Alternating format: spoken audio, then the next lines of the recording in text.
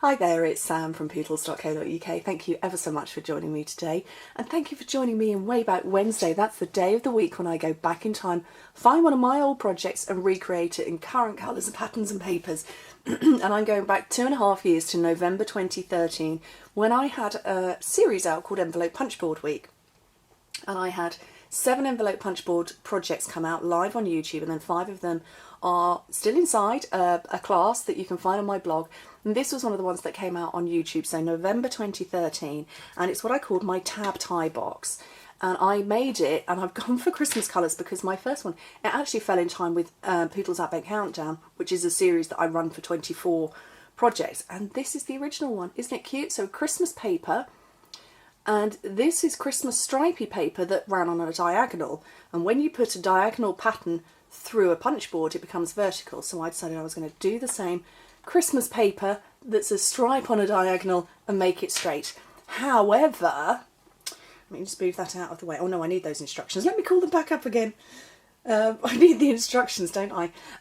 However, this time round, I'm going with a summer paper. So we're going Christmas in the summer, summer in the summer.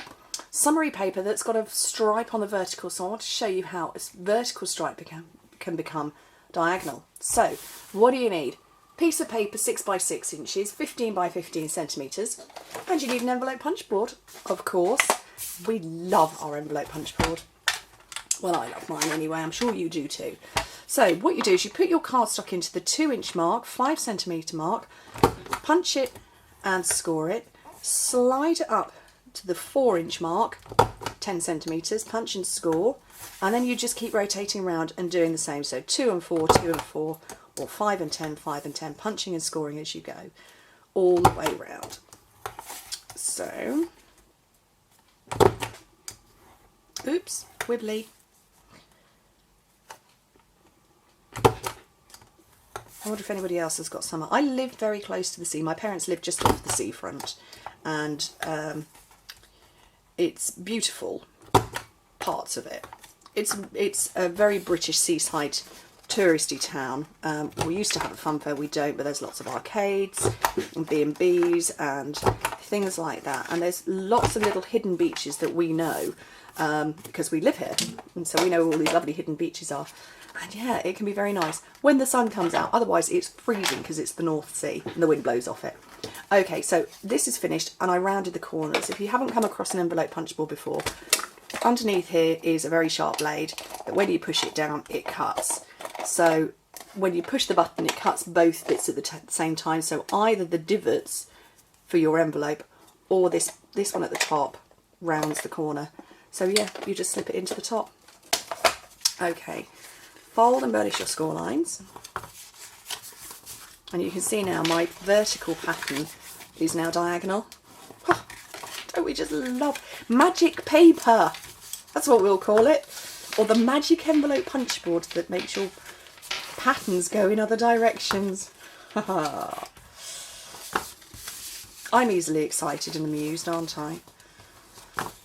Okay, so that's all done. So yes, you can see it's now become a lovely diagonal stripe. They are like boating blazers, aren't they? Sort of almost Victoriana, this pattern.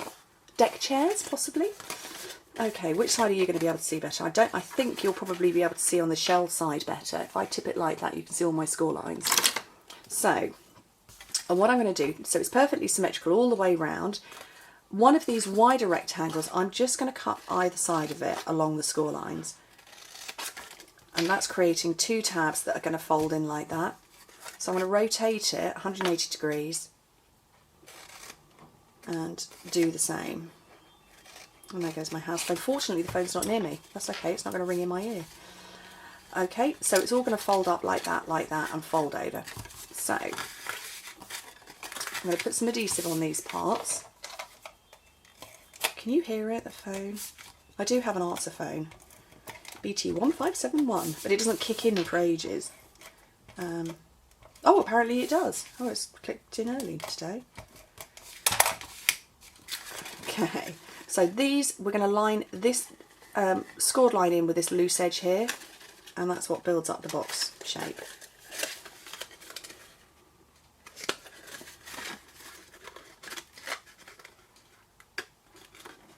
hope I'm not going off camera. Couldn't get my grid paper and camera set up quite right this morning when I set up for filming. So my grid paper's actually at a diagonal. It's actually a diagonal line like that. Now, this box here, you could fold those all down completely flat like that and have a flat box, but I don't want that. I want the tab tie. So I'm going to come to that in a second. I just want to do this bit of stamping first. I've got the Guy Greetings. Last time I used the, what's that stamp set called? Snow Place, to get the time to chill for it and a little star. I'm going with Greatest Greetings, and I'm going with whichever one will fit inside this. I think it was Yay You. It is Yay You. You see, this is what happens. I prep the night before I film, and I prep 12 projects in one go. And yeah, got myself a little bit confused. Dapper Deniming, because it's Dapper Denim that's in the background there, and you could just probably see it just on the corner of the camera. Dapper Denim cardstock there. So, onto some Very Vanilla, because that's the colour in the background.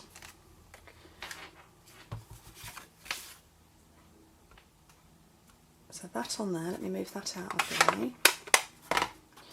And there we go. This is the new label punch.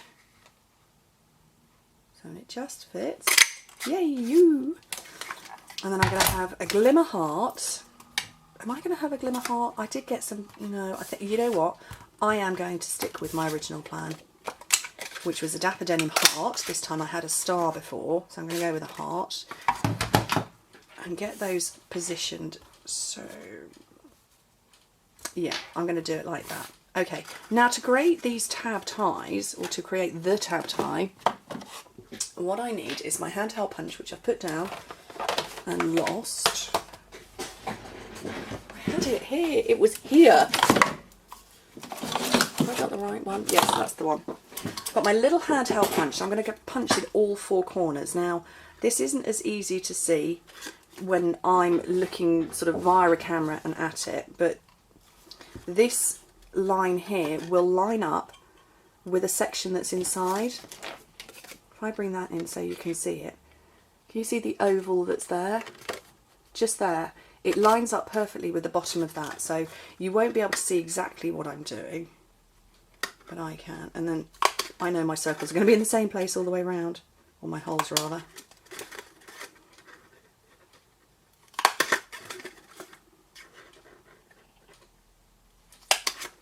There we go.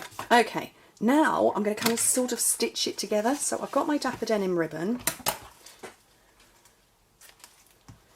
and a sharp point. So what I want to do is I want to go over the centre part, which doesn't make sense. I want to go over the part that is going to be lower.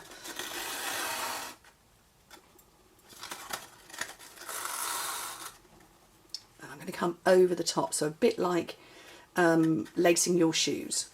That's probably the best way to explain it. Let me just get the sharp edge on there, because it's a small hole.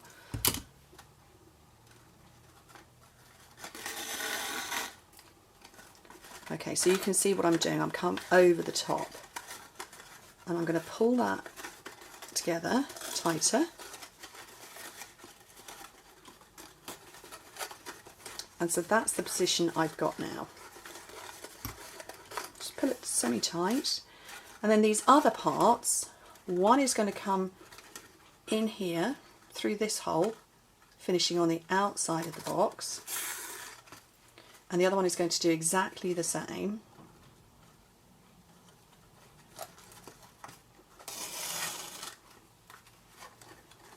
And when I pull it together, that bit slowly moves down and this bit pulls up, and you get this pretty finished effect like this. And that's why I call it a tab tie, because, well, actually it was sort of modelled on a 2 tags project that I made when I first joined, and we don't have the 2 tags die anymore, but it looked like it was tabs that had been tied together, and I loved the finish of it, and I thought it was really cute with this sort of bit that was sticking up.